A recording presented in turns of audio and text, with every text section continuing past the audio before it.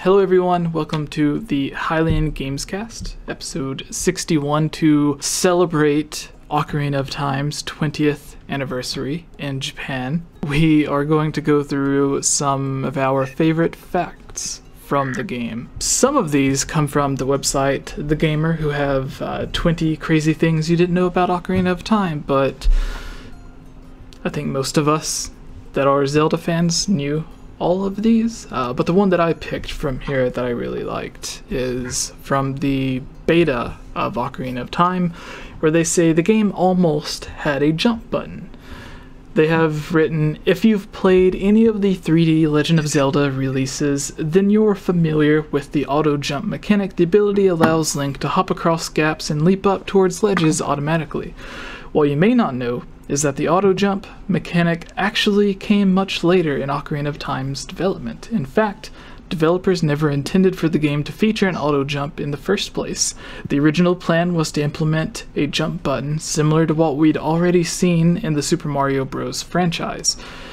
A tap of the button would send Link into the air, allowing players to control when and where the hero jumped. This idea was eventually scrapped as creators felt it took away from the title's puzzles, giving it too much of an action-oriented feeling.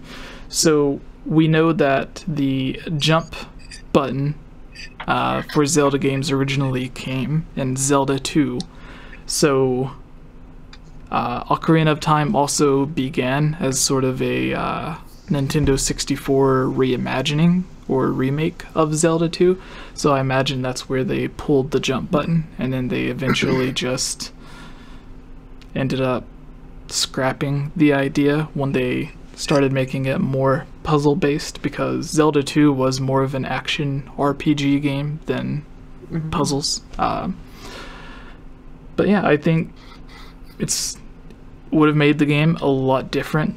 They kept in like side jumps and backflips and jump attacks, but there's not really a button to just do a normal jump.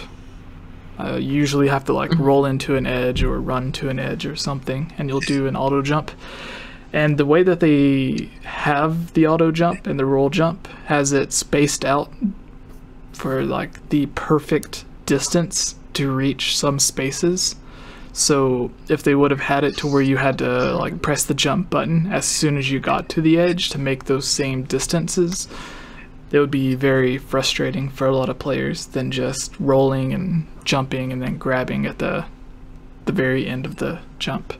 But they brought it back for Breath of the Wild, but I think what helps it in Breath of the Wild is the fact that when you're trying to climb something, like it's not certain ledges or stuff that you have to climb up from. It's literally everything that you climb up from, so you can just jump towards anything to start climbing on it. So I really think it helps there. But yeah, does anyone else have their next fact picked out or thought of? I have it. Also, quick side note, they essentially went from making it like Zelda 2 to making it like a Link to the Past. Yeah. Because it's basically like a 3D Link to the Past in a sense. That's true. Ish. Alright, I picked number 16, which is, I don't know, I just like this. I knew all of these already, but you can use Zelda's Lullaby to fix signs. Oh. Whether by choice or complete accident, there will come a moment during your Ocarina of Time quest when you destroy an innocent sign. Usually for me it was on purpose. A variety of rectangular signage can be found scattered throughout Hyrule, and each can be expertly lobbed in half with a quick sword slash. Destroying property is usually frowned upon, but these signs do make a very satisfying noise when struck. That is true. Thankfully, developers added a nifty little trick to enable our sign-killing behavior. Oh, this person's from Europe because they spelled it with a U. Or Canada, one or the other. If you play Zelda's Lullaby on the Ocarina, obviously, in front of a broken sign, it will magically put itself back together. This will allow you to quickly chop it down and start an endless cycle of damage and repair without consequence. I remember doing this as a kid on accident, repairing the sign and just being like, why? Okay. Well, it cool. does say that basically saying like Zelda had emotional problems that need to be fixed. So I get it. So when you cut know Zelda that. in half, this will fix her? about that, I'm not talking mentally. I'm not talking physically. I'm talking mentally. So when he cuts her brain in half? Why do I? No, I get what you're saying. I'm just being. We have I a know. I know what you're $5 saying. Like, why do I even donation from Brandon in the chat saying, "Do you guys remember an old NES game by SNK named Crystalis? Thanks for being so funny. I love your podcast and Discord." Thank you, Brandon. Thank you. Yes. Yeah, he's also in our Discord, so I do not remember that. I've seen him in the social. I go to the social to see who's talking. Yeah, I don't hardly talk in first to go social. So I think that's what he said in Discord, I believe. Correct me if I'm wrong. But yeah. But no, Brandon, I don't, or whatever he first go by. I'm sorry. I don't know this game. I'm sorry. I've heard of it. I've heard of it. I'm sorry. It looks a lot I can't like. remember it because I know I played it. It looks like a mix between like A Link to the Past and the original Zelda game. I think I've seen it. So, Yeah, it looks really cool. interesting. But I've never heard of it, and I definitely don't remember the commercial. Is that what you mentioned? I think he just said. Oh no, I think just a game in general. Yeah. I probably wasn't alive when it was commercialized because the NES was in the 80s, right? Yeah, and the old Zelda commercials are funny though. Like they got the Link to the Past commercial is a godsend. I love it. Is that the one where they're dancing? Yes. Yeah. Yes. Well, especially because they're singing / rapping in Japanese. Yes. It sounds so funny. It sounds like gibberish. Well, Because I just hear doji doji doji. They have the original rap for the NES Zelda when they're on the couch. So. My gosh! Wow, look at them graphics. I know. Everyone gets so excited. Which one was it? John. Yeah. What? Wow, look at them graphics. Which rap was it where they were like, "Down with Zelda from the very start"? Was that Link's Awakening, or was that the NES one? No. I have no clue, man. I had a CD that one of my brothers burned for me. It was a joke CD. I remember playing it on my Hello Kitty CD player when I was like 7. I don't know if you remember this, but it's the main Zelda thing, but there's words to it, and it's like, Link has come to town. Oh, yes, I love that one. Zelda. Get it, took her away. Hallelujah. I love that one. Or at the very end, go down in history. I thought it was a legit thing. I didn't understand until years later. It was a joke. He will prevail. Oh boy. He will prevail. Hallelujah. That was the best part. Hallelujah. I felt like I was in a gospel choir.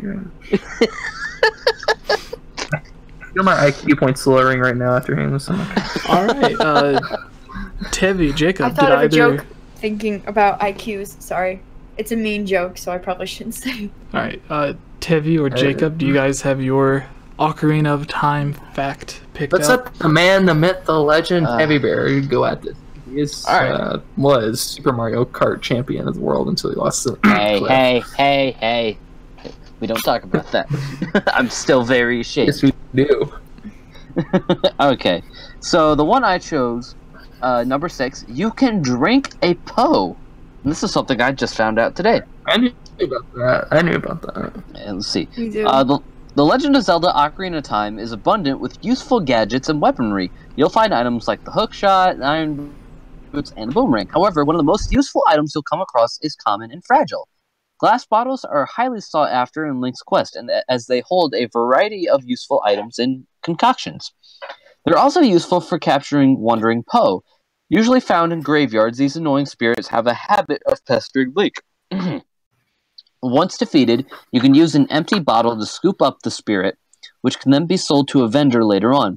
In fact, capturing Big Poe is required to unlock an additional empty bottle. If you're feeling brave enough, you can also drink a Poe spirit. Doing so will either refill or empty one heart container. In some unfortunate incidents, drinking a Poe can empty all but one of Link's heart containers. Really? Yeah. I did not Kinda know makes that. sense. Well, I mean, yeah, I almost did. The only least amount I've gotten is it would take away 7. Actually, and then we actually fill them up. This is actually true, but I've never ever gotten it down to no hearts. all right, I need to go and play Ocarina of Time again. We should all be playing Ocarina of Time because Elite Fox in the chat says, "Where's Daniel?" Daniel is busy with Canadian stuff. Canadian stuff.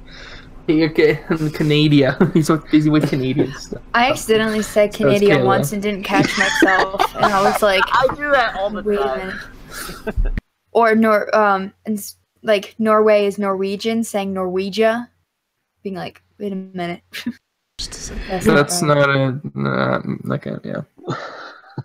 Also, I have to say this joke just real quick. I feel like y'all will find the humor in it. It's not Zelda related at all.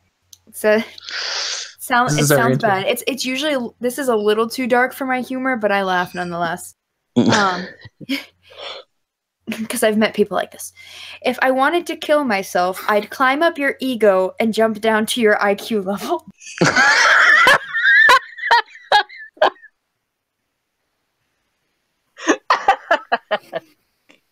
Alright, that one was good. I read it on Pinterest and I sent it to my mom. She was like, "Oh, I can think of so many people." It's so mean. It's so mean, but it's so funny. Oh, man. Oh, I can think of a few people. Alright, Jacob, what about you, buddy? Alright, mine. This one was one, to be honest, I did not know about, and I think you guys probably never knew about as well. I thought I knew. It's not about this. We'll see. Yeah, I thought I didn't know about this. I knew all, well, besides the nuts and the sticks and the bottles, I know about that. Number 11, Miyamoto wanted the game to be first person. Skyrim, no doubt. I did know that. The first Skyrim, supposedly. About this, to be honest, okay? Because you're older than me. Can you imagine how different Ocarina of Time would be? Most of the experience we've seen through first-person view. And Shigeru Miyamoto originally wanted it to be like that. To switch between first and third person. But the other guy, Yoshaki Kozami, Super Mario 64, he was like, "Nah, fam. Let's not do that." So, because he did have trouble with that, because that was the first 3D Mario game that we ever got. In the butt. So we ended up with the third person still in the game. Huh. That was almost the first Skyrim, if you think about it. Yeah, I mean, yeah. Like, it's almost there. I mean, it works for Skyrim. I don't not. see why it can't work for Zelda. Yeah. I don't want it. It's not... I think the closest... It could have been the first Skyrim. I think the closest that we've ever really gotten to the game being in first person is, like, using the bow and the boomerang and stuff like that in 3D and, like, Ocarina of Time and Twilight Princess. Yeah. Well, that's Yeah, and then it's... So the way that it goes to first person is left over from when they did have it first person. And then there's another interview that I remember where they said that it made it hard in certain battles when the enemy was behind you or circling around you. You weren't able to like see if like there was danger behind you or something. So they ended up going back to a third person camera. That way that you'd be able to see everything better and work out the puzzles and everything a little bit better. I can believe it. Yeah. Like, I can see that happening. It would have been interesting, though. But Yeah. I prefer Zelda in the 3D. Yeah, honest. Like, I prefer 3D, but I wouldn't mind 2D, to be honest. I'd be okay with It was interesting. I never knew about that. Like, everything else I knew. Wait a minute, I don't remember seeing this in top 20 things you didn't know about Zelda. I would like to see Zelda in the second person. Go ahead, Nintendo. So, like, the second person would be a character standing beside him the entire time. It's Navi's perspective. Yeah, but basically that would be a second person. But it's it is interesting though, because I remember there was also an interview where he said that third person allowed it to see the difference between child and adult Link better. And then like the different color tunics that you're wearing and stuff. Okay. Yeah. Yeah, Kozami said, like, nah, fam, you don't want to do that. I went through the 3D thing with Mario. It was basically hell, is what he was saying. So it's like, yeah, I wouldn't go with that. Just stick with the 3D version, which is great. It just was interesting is that we could have gotten our first, like, Skyrim out of that experience. Yeah. So it would have been interesting, but I prefer Zelda 3D or 2D or hybrid, which is what Link Between Worlds is. Mm-hmm. Even though it's mostly 3D. So, yeah. And then Ilya said she'd be back. So. Alright. Yeah, I guess we just have to wait on Ilya, and then we can start the mailbag. Oh my gosh. Always Actually, kind of a funny story. We were just talking about, I think Jacob mentioned Link Between Worlds. For my final InDesign project, we had to make a business card for a company. So I did mine based off of Princess Hilda from Lone Rule. And the first thing that she tells you when when you meet her, she says, "My name is Princess Hilda, and I have failed you in every way." So for her business card, I put Princess Hilda's cookies. We will fail you in every way.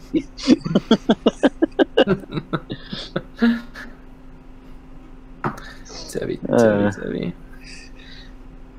I still haven't looked at what I got on that assignment. I'm pretty sure he's still grading everything. I also went back for my grades as well. I sent in like two things.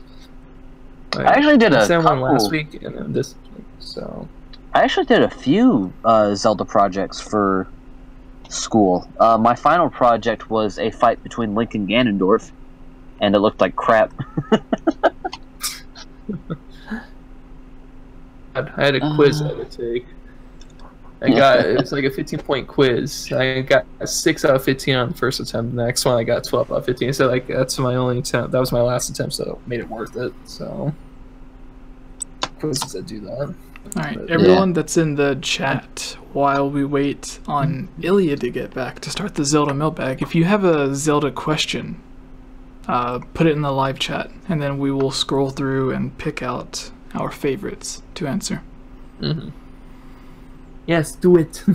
Come on, do it. Do it now.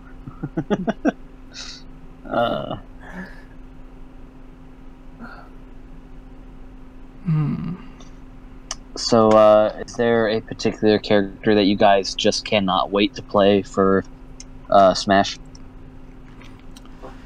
They could put like 200 different characters in Smash Brothers, and I would probably just keep playing with Link. So, yeah. The two characters I'm actually the most excited for are Ganondorf and King K. Rool. Ganondorf because, well, they gave him his sword now, and he's almost as agile as he was in Melee, and I think that was the best version of Ganondorf, so I'm very excited to see if these changes just overall make him a better character. And then I'm very excited for King K. Rool because he looks like he's going to be a very mobile powerhouse, which we really haven't had in Smash Brothers ever. And not to mention he's a heavy with 2 projectiles, so people are going to be getting zoned out by this big fat crocodile. It's going to be hilarious. Well, if you want to talk about Powerhouse, then we can talk about the bannable Meta Knight, but we don't talk about that here. Yeah. Oh, Meta Knight, ever since Brawl, he has just been getting nerfed to the ground. Like, I'm pretty sure he's going to be mid-tier in Ultimate for, like, the first time. Because they've just... changed so much about him. Like, his frame data is terrible now. Yeah. I think the characters that I want to play as, like, the two I really want to play as is, like, I want to play as Young Link because I didn't get it before my Wii crashed. So it's like, okay. That's how I ended up getting the Wii U. Yeah. I want to play as Young Link. And I think the other character, obviously, Piranha Plant. I need to play the Piranha Plant. Like, that's the one character. I want to see, like, how good is this guy? He's not going to be my main. He could be an extra main because I have multiple mains, but he's probably going to be a secondary for me. Ilya. I returned. All right, we can start the mailbag. She's like, Switch midnights. Yeah, all right. Hey everyone, it's me again, Ilya Rose. I just wanted to say thank you so much for watching this video. And you know what? If you're a fan of videos like this, you should totally subscribe and give this video a like and comment below to let us know what type of videos you would like to see us create in the future. And if you would really like to support all of us here at the GameOverJesse channel, please consider purchasing a GameOverJesse t-shirt or becoming a Patreon at patreon.com/GameOverJesse, where you can receive many rewards, such as getting shoutouts, having any topic or theory that you select discussed on the podcast or made into its own video, having your question answered, joining on as a guest on the podcast, and playing with us during our Twitch live streams at twitch.tv/GameOverJesse, and much, much more.